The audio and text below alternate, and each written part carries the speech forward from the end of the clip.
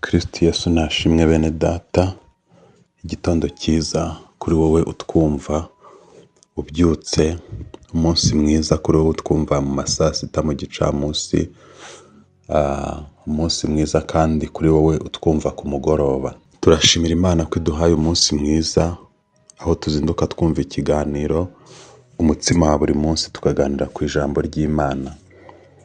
Ni ikiganiro abantu benshi mumaze kumenyera kandi mugenda mutubwira ko mugikunda, aho tuganira ku ijambo ry'Imana rikatubera nk'umutsima wa buri munsi wo kudukomeza, rikomeza amagufa, rigakomeza umutima, rigakomeza ubugingo, rigakomeza amaso, umutwe. Ijambo ry'Imana rihindura umuntu umunyabwenge, riba mu mwuka w'ubutegetsi. Iyo usomye ijambo ry'Imana ukaturiramo, ugategekeramo, ugasengeramo.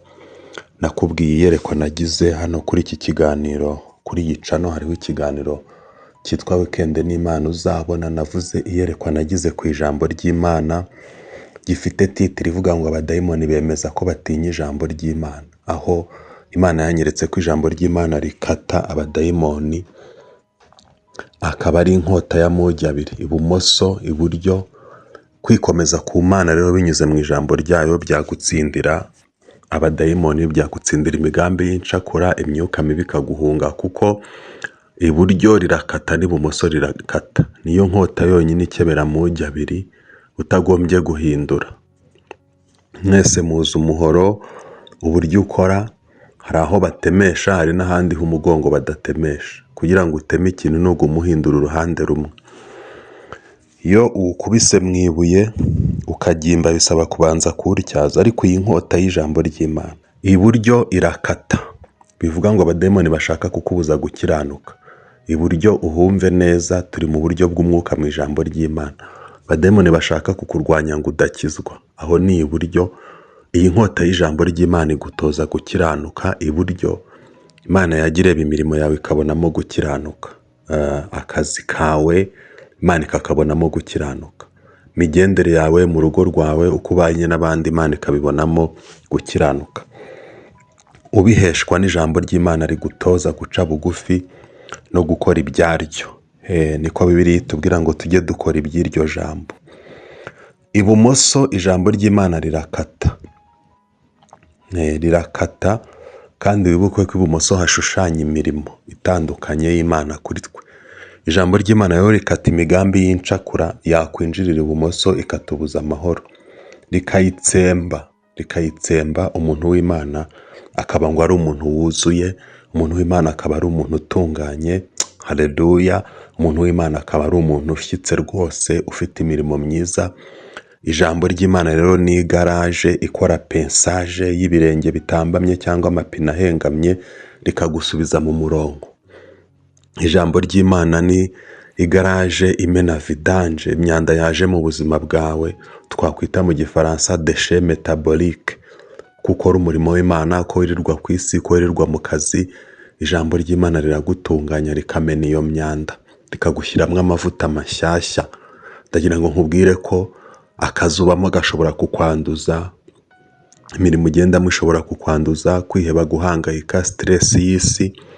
Ariko iyo usoma ijambo ry'Imana urakomera, ngo uwo azakomera kandi namara gukomera akora iby'ubutwari. Nguhaye karibu mu ijambo ry'Imana ry'umutsima wa buri munsi. Uyu munsi tugiye kuganira ku nsanganyamatsiko iryoshye ivuga ngo kwibuka imirimo Imana yakoze bidukubitira ibibazo by'isi.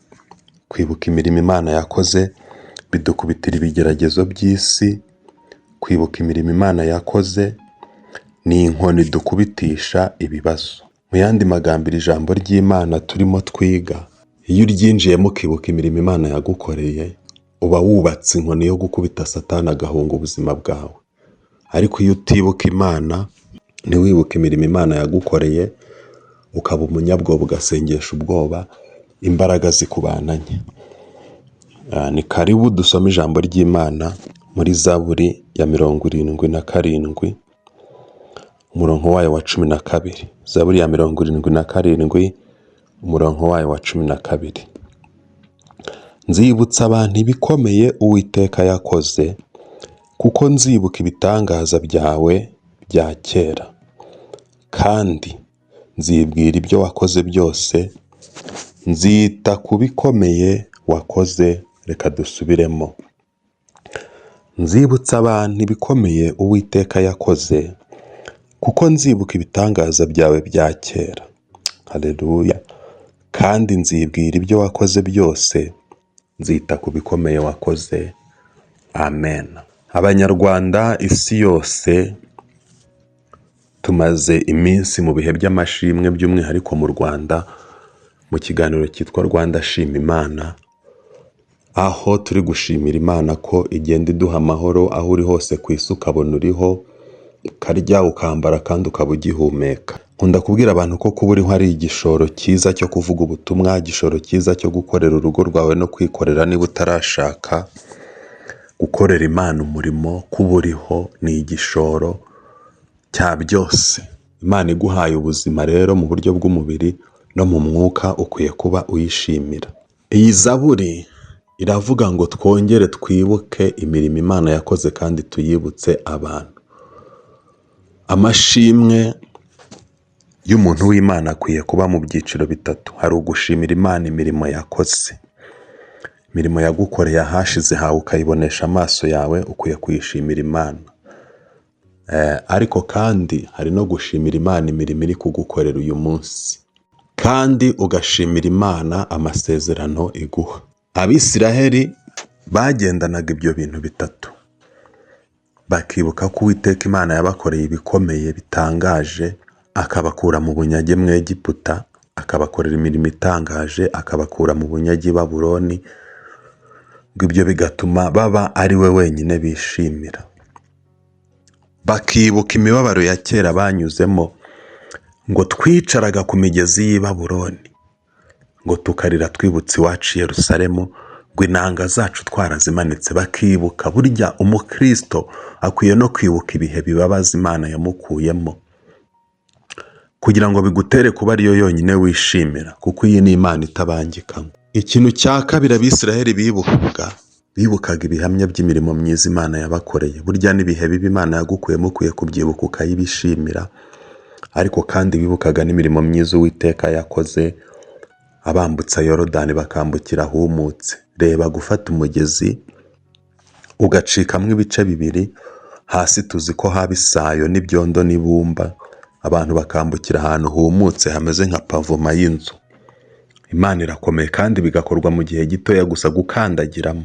Kandi Abisiraheli bibukaga aho Uwiteka bagejeje, bakibuka ko nabo kuva babaho nyuma y'igihe kinini baravukiye mu bunyage mu Egiputa, babonye agataka, agapariseri gatoya, agapariseri gato barakabonye kitwa Girugari. Girugari irashushanya iki mu buzima bw'umukristo? Irashushanya ko utazarindira gushima Imana ari uko wabonye ibintu binini, ibitaka binini, ibimodoka binini. Shimira Imana ko wabonye igare. Iyo ni Girugari. Byabahaga icyizere ko na Yeriko igiye kuriduka, bakazabona igihugu cy'isezerano cya Kanani Imana yabasezeranije. Ikindi gituma amashimwe y'umukristo Imana iyanezererwa, ni uguha agaciro ibintu iguhaye, ukabikiranukamo kandi ukabikoreramo umurimo w'Imana nk'uko ukwiye kuwukora. Ahangaha i Girugari ngo bahise bahabamba amahema, bashimira Imana ihabahaye. Imana iri mu ijuru icyo kirayinezeza, ngo iranezerwa. Bamaze gushimira Imana ko ibahaye Girugari, ngo bicara hasi barongera bisubiramo, bitekerezaho ngo tuvuye he. Basanga bavuye mu butayu. Baravuga ngo ni umwanya tubonye kuri aka gataka ko kongera gutekereza ku Uwiteka, wo kongera gutekereza ku Uwiteka. Haleluya. Ngo Yosuwa afata Abisiraheli bavukiye mu butayu, mu midugararo, mu mibereho ikaze, ngo bakaba batarakebwa, ngo yongera kubakeba. Ibi birasobanura ubutayu, burasobanura ibibazo n'intambara umazemo iminsi. Ahari ntiwashoboye gukiranukira Imana neza bitewe n'ibyo wari urimo no gusenga uko bikwiriye. Ariko agataka, rya gare uhereyeho, ya moto uhereyeho, nubwo Imana yavuze imodoka n'inzu nini, bwa bukode urimo, ni umwanya wo kwicara ukibuka Imana, ukayishimira ko igushyize ku iyo Girugari y'ubukode, ku iyo Girugari y'akamoto, y'akagare, kw'iyo Gilugari iyo kubona n'ugutiza isafuriya ngo uteke. Ngo Yosuwa ajya mu bwoko bw'Abisiraheli akeba abo bantu bavukiye mu butayu. Mu butayu niho wakirijwe, mu bibazo niho wakirijwe, none ugeze Gilugari ubonye nawe umuntu ukurambagiza. Ni umwanya wo gukiranukira muri iyo Gilugari ukubaha Imana. Kandi ngo baricara bibuka Pasika uko Uwiteka yayibakirishije abakura i Gosheni, ngo bongera kurya imitsima idasembuye baziririza Pasika. Imana irebye n'ibisate by'amabuye bakuye muri Yorodani, ukibuka ko nawe ugeze ku rwego rwo kwambara inkweto waragendeshaga ibirenge, kera wari urwaye amavunja. Ukibuka ko nawe uri kurya, kera wari urwaye bwaki. Ibyo ni ibisate by'amabuye, ni ibihamya uba ufite. Ngo Uwiteka aranezerwa aravuga ngo abantu bafite kunshima ibyo nabakoreye, agataka gatoya mbahaye katari n'igihugu nabasezeranije bakanshimiyemo. Ngo Imana iranezerwa iri mu ijuru, ngo iravuga ngo aba bantu nkwiye kubagarukaho, inezezwa n'ihame ryo gukiranuka bafashe. Bafata umwanya barakebwa, bivuga guca bugufi. Uwakiraniwe ku rurimi akavuga ibigambo biterekeranya akagaruka imbere y'Imana. Amaso yawe yacumuye wiri ureba ibidafite umumaro, ujyana nabyo, ubwonko bwawe burashukwa ukagaruka imbere y'Imana. Wiyandaritse mu buryo bwose, warangaye, wavuze nabi. Bajya mu igaraje bakora pensaje, barya Pasika, baha agaciro kurokorwa kwabo. Muri iyi minsi abantu benshi ntibakibuka ko twarokowe n'Imana. Abantu bararangaye bibagirwa Imana muri bo. Imana irangije iravuga ngo nkoze makingi, ntanze amanota yo kuba abantu babonye agataka gato batarabona isezerano rinini nabahaye bagakiranuka kuri urwego bakanshimira. Ibisate by'amabuye ni ibihamya. Hari abantu basigaye batinya guhamya Imana. Ntago ndavuga ko naburaye nabuze icyo ndya ngo abantu batanseka. Ntago ndavuga ko nagize gutya nari ndwaye amavunja nari umukene ngo abantu batanseka. Abantu bagatinya guhamya Imana ku rwego batinya no kubwira isi ko bari abanyabyaha. Umuntu agatinya kuvuga ibyaha yakoraga ngo abantu batamucishamo ijisho. Kwihana by'abantu basigaye babitinya. Tekereza kuri iri jambo ry'Imana ry'iyi zaburi ryo kwibutsa abantu imirimo Uwiteka yakoze. Imana ngo imakinga n'ibisate by'amabuye bivuga ibihamya by'ibyo yabakoreye ku kuziririza Pasika, bivuga kwibuka urupfu rw'Umwami Yesu yagupfiriye akava mu ijuru agasuzugurika.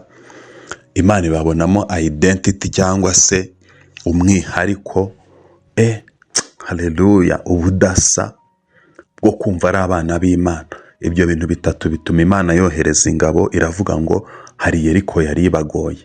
Turi kuganira ku nsanganyamatsiko ivuga ngo iyo twibutse imirimo Imana yakoze tukayibwira abantu, tugashima Imana, tukayishimira Imana, tugakiranuka, ituremeramo inkoni yo gukubitisha ibibazo, yo gukubitisha ibihangayikishije abandi, wowe ukajya ugenda wemye. Imana ikagutura umutwaro.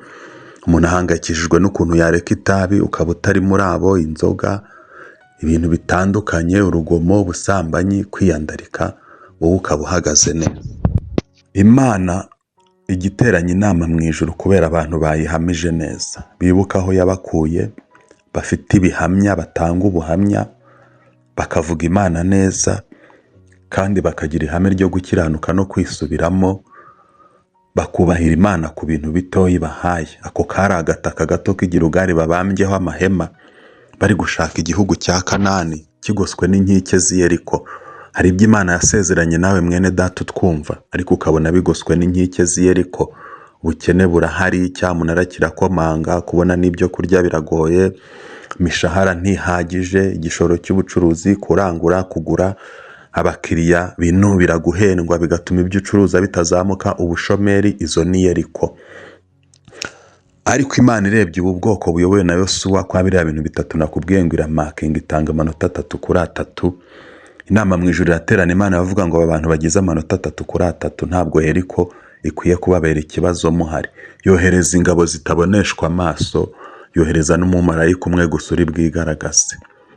Iyo twagendanye neza n'Imana, intozi zirakora, ikintu cyose kibera ingabo.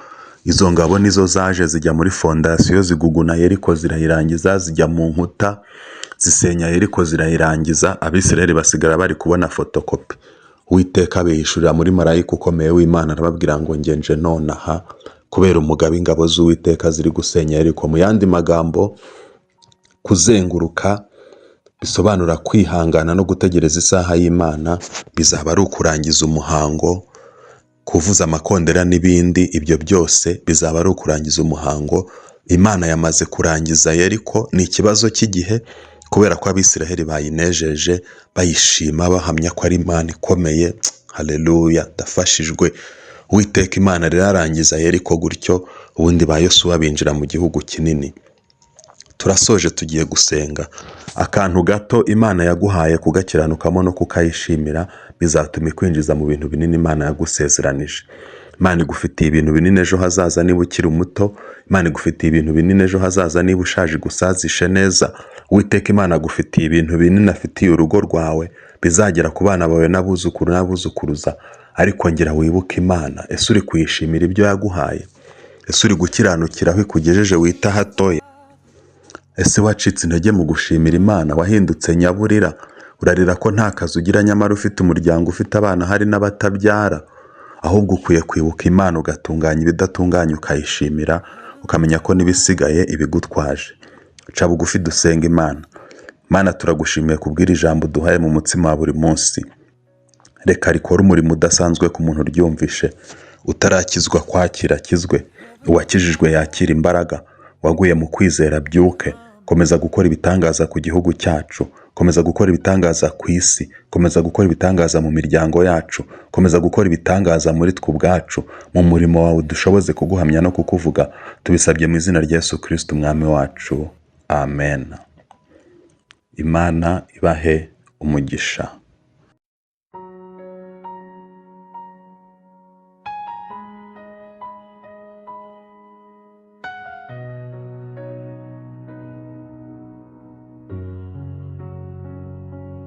Heavenly Father, we come in faith.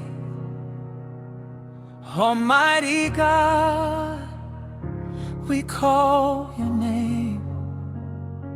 You change the story, you break the chain. You lift the weak and you heal the pain. You love us first, you fight for us.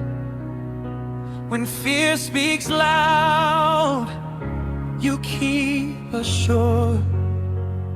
Every secret plot, every hidden dart, you see it all and you guard our heart.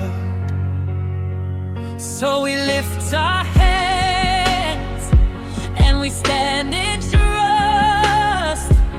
Your power is higher, your love is enough. What was written wrong, you can right it right. In the name of Jesus, bring dead things back to life. Jesus, change our history. Jesus, change our history. We are victorious. We are victorious in Christ. Jesus, break the hidden word. Jesus, break the hidden word. Your kingdom covers us. Your kingdom covers us tonight. Transform our lives in your holy name. Cancel the evil, put shame to shame. Heal every body, restore every soul.